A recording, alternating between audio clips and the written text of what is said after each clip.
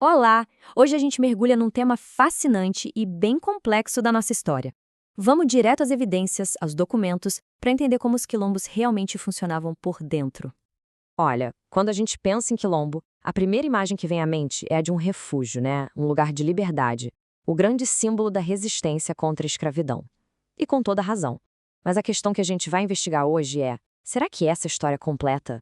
O que os documentos da época nos contam de verdade? Pois é. O papel dos quilombos como um foco de luta e autonomia é indiscutível.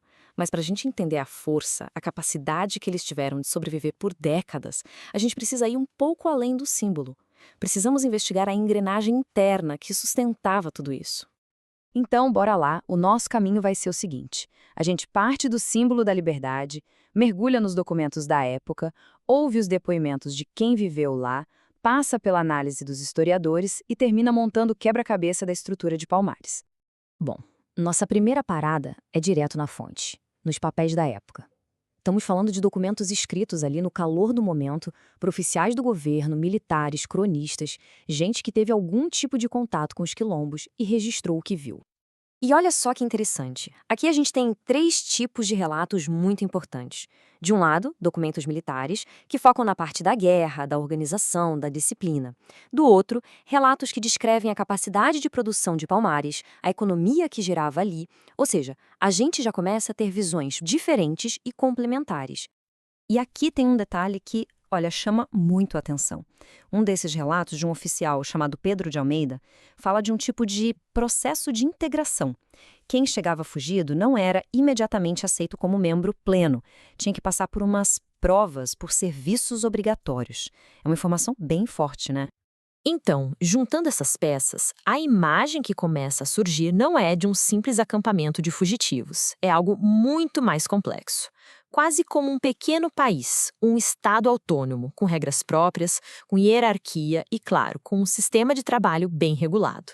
Afinal, para se defender e para ter comida para todo mundo, era preciso organização. Certo, a gente já viu que as autoridades da época escreveram. Mas e quem viveu lá dentro? O que essas pessoas contaram? Agora a gente vai para uma outra fonte, talvez a mais impactante de todas. As vozes de quem esteve em Palmares, foi recapturado e interrogado. E como é que essas vozes chegaram até nós? Principalmente através de um tipo de documento com um nome bem informal, os autos de devassa. Basicamente, são os arquivos dos processos judiciais daquele tempo.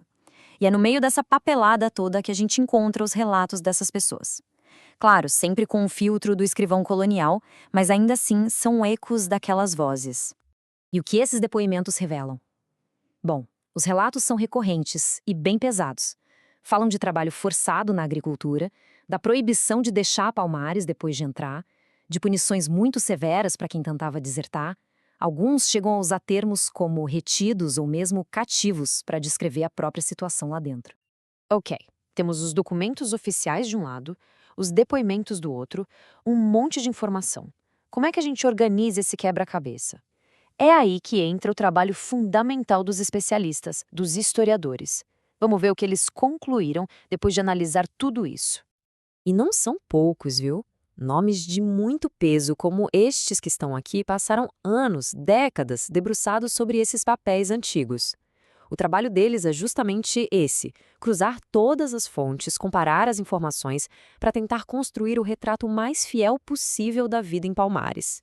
E a conclusão geral a que a maioria deles chega é a seguinte: uma comunidade do tamanho e da complexidade de Palmares, que resistiu por quase um século, simplesmente não conseguiria sobreviver só com trabalho voluntário. A defesa militar, a produção de comida em larga escala, tudo isso exigia, por necessidade, um trabalho muito bem coordenado e, sim, algum nível de coerção interna. Essa frase, que é baseada na análise de Décio Freitas, um dos maiores especialistas no assunto, resume bem essa ideia. Ele descreve um sistema em que a integração não era automática.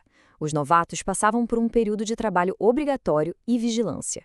Era, no fim das contas, uma estratégia de segurança e de organização para a comunidade inteira. Então, vamos juntar todas as peças agora. O que toda essa evidência nos diz sobre a estrutura de Palmares? E talvez mais importante ainda, será que isso valia para todos os quilombos que existiram? A lógica por trás disso é até bem direta, se a gente parar para pensar. Primeiro, você tem uma população enorme. Segundo, essa gente toda precisa se alimentar e se defender de ataques constantes.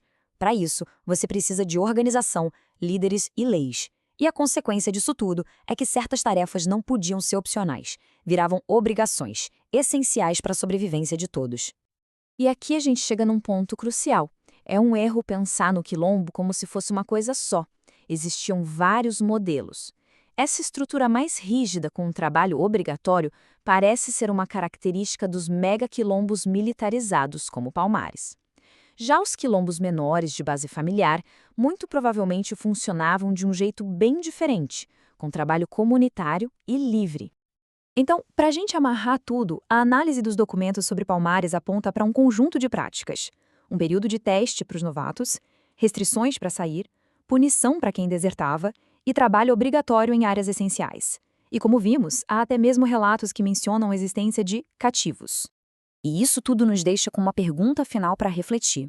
Entender essa complexidade toda diminui o símbolo de Palmares? Ou, pelo contrário, talvez nos ajude a entender de uma forma muito mais profunda e realista as estratégias, às vezes duras, que foram necessárias para construir e sustentar um projeto de liberdade no meio de um mundo escravista. É algo para a gente pensar.